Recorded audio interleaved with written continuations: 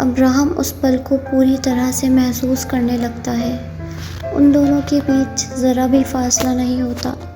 तभी Abraham Ezra को कस के गले लगाते हुए कहता है, एज़रा, तुम ऐसे नहीं कर सकती मेरे साथ। तुम मुझे छोड़कर नहीं जा सकती एज़रा, मैं नहीं जाने दूंगा तुम्हें। मैं बहुत प्यार करता हूँ एज़रा, तुमसे बहुत प्यार। Please don't leave me, please मत जाओ मुझे छोड़कर, मैं नहीं रह सकता तुम्हारे बिना। ये कहते हुए अब्राहम बहुत ज़्यादा रोने लगता है। उसके आंसू बिना रुके एज़रा के कंधे पर गिर रहे होते हैं। लेकिन एज़रा को अब भी इतना खामोश देख अब्राहम को डर लगने लगता है। वो अपने घुटनों पर बैठकर दीवानों की तरह से एज़रा के दोनों हाथ चूमने लगता है। आज अब्राहम ने एज़रा के सामने अपना प्यार, अपना डर, अपने आंसू सब खोल कर रख दिए थे। लेकिन अब भी एज़रा को कुछ ना बोलता देख अब्राहम अंदर ही अंदर टूटने लगता है। वो एकदम से खड़ा होकर पियानो पर रखे वाज से एक रेड और एक वाइट रोज़ लेकर आता है और उन्हें एज़रा को दिखाते हुए कहता है, एज़रा, तुम्हें याद है तुमने कहा था कि ये रेड रोजेस और वाइट रोजेस एक दूसरे से बहुत प्यार करते हैं, लेकिन चाहकर भी एक दूसरे से मिल नहीं सकते। तुम गलत थी एज़रा, तुम गलत थी। देखो ज़रा इन्हें, ये आपस में मिल चुके हैं और अब एक साथ हैं। ये सब अब्राहम दोनों फ्लावर्स को आपस में जोड़ते हुए कहता है। ये देख एज़रा एक दर्द भरी मुस्कुराहट मुस्कुराते हुए कहती है, ठीक कहा अब्राहम तुमने, ये फ्लावर्स आपस में मिल चुके हैं लेकिन टूट कर।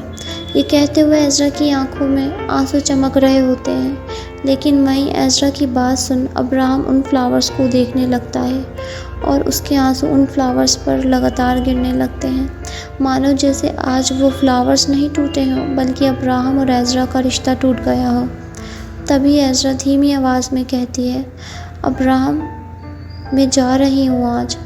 ये सुनकर अब्राहम का दिलो दिमाग काम करना बंद कर देता है। उसके हाथ पैरों में उसे जान महसूस नहीं होती। देखते ही देखते अब्राहम की आंखों में अंधेरी छाने लगती है। उसे लगता है जैसे अभी उसकी जान निकल जाएगी। वो बिना कुछ कहे वहाँ से भागते हुए सीधा घर से बाहर चला जाता है और घर के पीछे बने स्विमिंग पूल में कूदकर स्विमिंग करने लगता है। वहाँ खड़े सभी गार्ड्स अब्राहम को देखने लगते हैं, लेकिन उसे रोकने की हिम्मत किसी में नहीं होती। काफ़ी घंटों तक अब्राहम यूं ही बिना रुके पानी में तैर रहा होता है। थोड़ी देर बाद वो पानी के ऊपर सीधे लेटकर धीरे धीरे तैरते हुए आसमान को देखने लगता है। तभी अचानक अब्राहम की आंखें बंद हो जाती हैं और वो पानी के ऊपर ही बेहोश हो जाता है। अब उसकी बॉडी पानी में डूबने लगती है। कुछ ही पल में अब्राहम पूरा पानी में डूब जाता है। बहुत देर तक जब अब्राहम पानी के ऊपर नहीं आता तो गार्ड्स जल्दी से पूल में कूदकर उसे बचाकर बाहर लाते हैं। एक गार्ड अब्राहम के चेस्ट को ज़ोर ज़ोर से प्रेस कर रहा होता है। ऐसा करने से अब्राहम के मुंह से बहुत सारा पानी निकलने लगता है, लेकिन उसे अब भी होश नहीं आता। कुछ गार्ड्स बाहर भागकर डॉक्टर्स को बुलाने जाते हैं तो कुछ गार्ड्स नानियान को बुला कर लाते हैं। नानियान डाइनिंग टेबल पर खाने की डिश रख रही होती हैं, लेकिन जब गार्ड्स उन्हें अब्राहम के बारे में बताते हैं तो नानियान के हाथ से वो डिश गिरकर चूर चूर हो जाती है। नानियान भागकर अब्राहम के पास जाती हैं और उसे बेहोश देख रोते हुए उसका सिर अपनी गोद में रख अब्राहम अब्राहम चिल्लाने लगती हैं। लेकिन अब्राहम की धड़कनें अब धीरे धीरे कम होने लगती हैं। उसे बेहोशी की हालत में भी सिर्फ एज़रा नज़र आ रही होती है। तभी अचानक एज़रा उसकी आंखों से कहीं ओझल हो जाती है। उसके साथ साथ अब्राहम की धड़कनें भी चलना बंद हो जाती हैं, मानो जैसे सिर्फ एज़रा की वजह से ही उसकी धड़कनें चल रही हों। ये देख नानियान अब्राहम के मुंह पर ज़ोर ज़ोर से थपथपाने लगती हैं, लेकिन वो कोई मूवमेंट नहीं करता। तभी वहाँ डॉक्टर्स की पूरी टीम आ जाती है। वो लोग जल्दी से अब्राहम को उसके रूम में लेकर जाते हैं, क्योंकि अब अब्राहम को हॉस्पिटल ले जाने का वक्त नहीं था। इसलिए उन्होंने अब्राहम के रूम में ही सारा हॉस्पिटल का अरेंजमेंट कर लिया था। डॉक्टर्स अब्राहम को बेड पर लिटाकर उसे ऑक्सीजन मास्क लगाते हैं।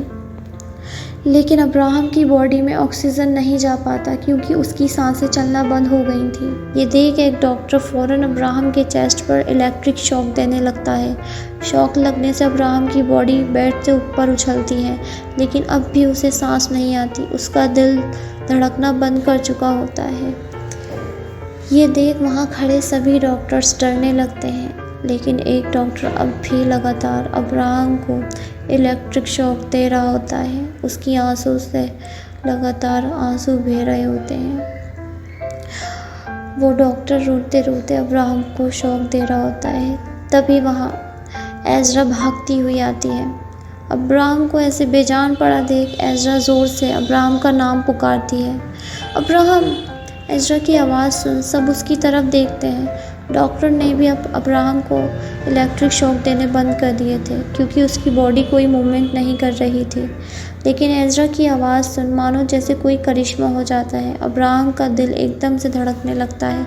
ये देख वहाँ खड़े सभी डॉक्टर्स एज़रा को हैरान भरी नज़रों से देखने लगते हैं। एज़रा भागकर अब्राहम को गले लगा लेती है। अब्राहम की सांसें और धड़कनें दोनों एज़रा के आने से चलने लगती हैं।